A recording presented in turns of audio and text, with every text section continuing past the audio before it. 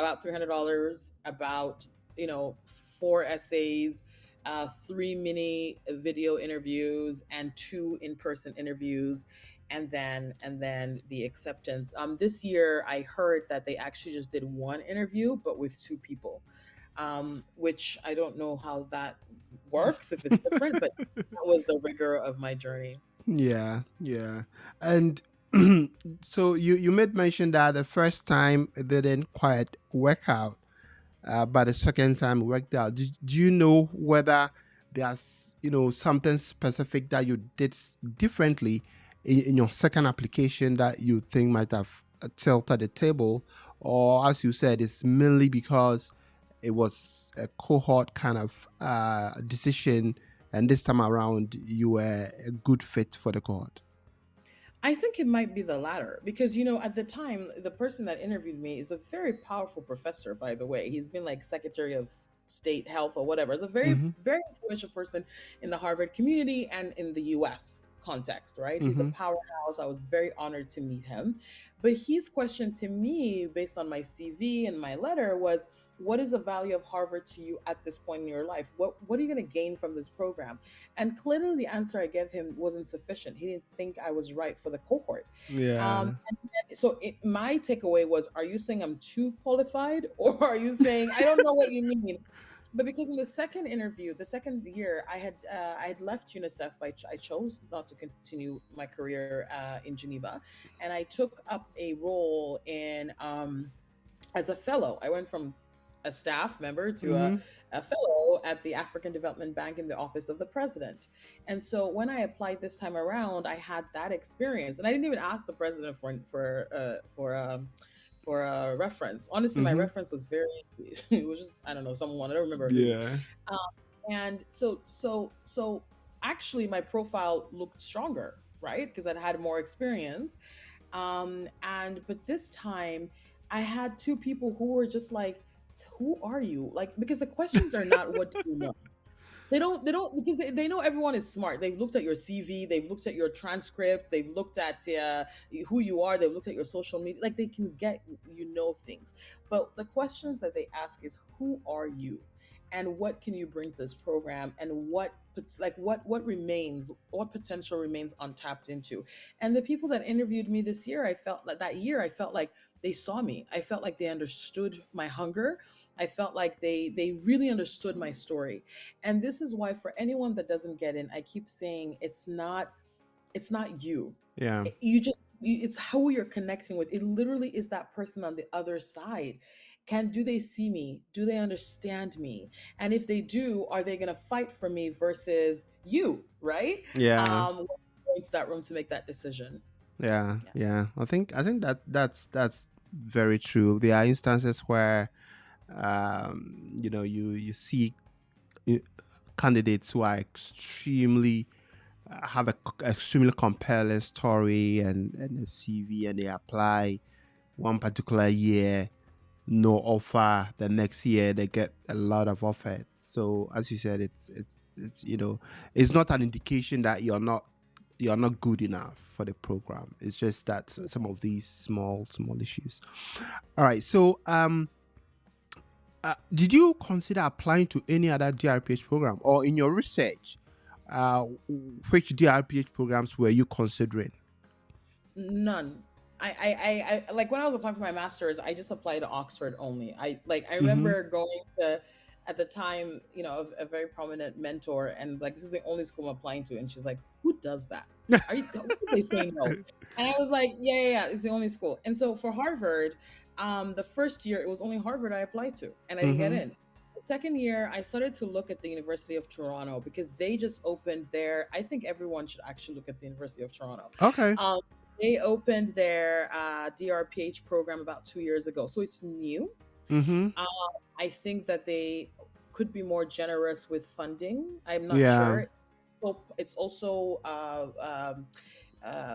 hybrid, and they have a very. It's 4 years. They make it very clear that it's 4 years, and I think a DRPH, actually, for you to be truly successful, actually takes 4 years, Oh yes. because it Uh-huh. took you 2 years to figure out, like, just your topic and what you want to Yeah. do. Mm-hmm. 4 years is actually a realistic time 3 years is really pushing it. And I feel like they have a focus on health equity in a really special way. University of Toronto is really producing some incredible work around community health, around health equity, Mm-hmm. around global health. So it was the one school that I really wanted to. I spoke to people, and I really interested me. So it was the school that if Harvard had said no, it was a school I wanted to go to. Okay. Okay. So just tell us in short how you crafted your personal story. I know you have like a you had tons of things to talk about, but what elements really stood out in your personal statement? How did you go about it? I think the second time around, I wanted people to understand what was at stake for me and who they were getting, and the story really was around the fact that I'm an African woman. There are many Africans who apply, who Mm-hmm. comes from a very traditional society and family. I'm Muslim. I'm Fula Madinga. I'm Sierra Leonean, very small country, and for me to do the things I have done in my career, and for me to speak out the way I've spoken out, even in my country, I was a huge advocate. I would Mm-hmm. go on radio. I've been pushed back because of my voice. Yeah. Means something. It's unique to who we are. You Yeah. know, I come from a middle class family. It's not like we're super wealthy. Like Mm-hmm. there were so many things that should have made me quiet and small, and I transcended those challenges. And I've been speaking on issues that matter the most for women and girls in my country and across Africa. And they must understand that this voice matters. And I think that was really my story. And everyone, and now that I'm even in this program, another added value of this program has been really the art of crafting your personal narrative. It is the thing that can open or close a door for you. So that was how I crafted my own story, I think I've continued to strengthen my story over time, because it's really important that the world knows who you are and what you contribute to it. It's not Yeah. just your achievements. Mm. Anyone can sit and list, I've done this, and that. I know this, and this person, this and that person has endorsed me. So many people have that. But the question that I think is really unique for the Harvard program is, who are you? What Yeah. drives you? And why you?